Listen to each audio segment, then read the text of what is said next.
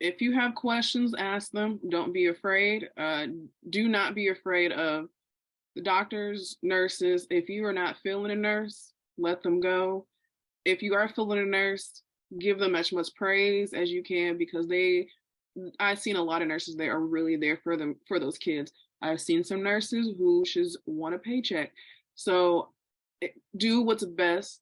Again, you don't know what you don't know, but in the moment, do what's best for you. If someone's just not fitting in with the vibe or circle that you have, let somebody know. To be your child's advocate, I would say learn what type of advocate you want to be because there are different types of advocates out there. Um, I would say just put that hat on. Like, unfortunately, again, it's not a situation that you want to be in, but put that hat on. You are very well so deserving of being your child's advocate because even if your child was in a normal circumstance, you would still advocate for your child. So unfortunately, it's a hat that none of us want to take on, but put that hat on because you are deserving of your input. Your feelings are valid. Your opinions very much so valid because you were the one who pushed this tiny human out. So you know yourself and the child the best. So you very deserving of whatever needs to come out. And what about the parent who says, well, I don't know anything about medicine. I don't know the human body. Like, I don't know. I don't understand what's going on here.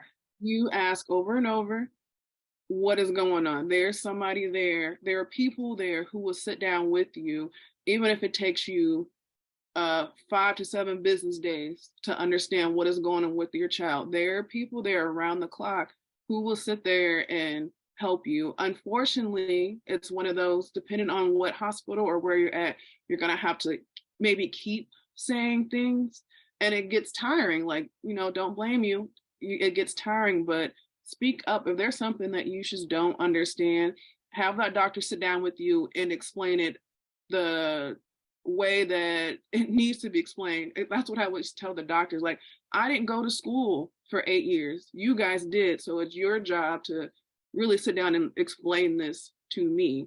So there's people there who will help you along the way. And also do your own research, but be careful.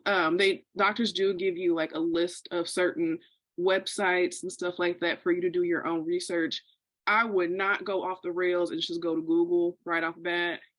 It is not a it's not a good go-to. Just putting those words in there and just going straight to Google. But sitting down with the doctors, even like palliative care, um, even your counselor, sitting down with that, sitting down with them, keep explaining yourself.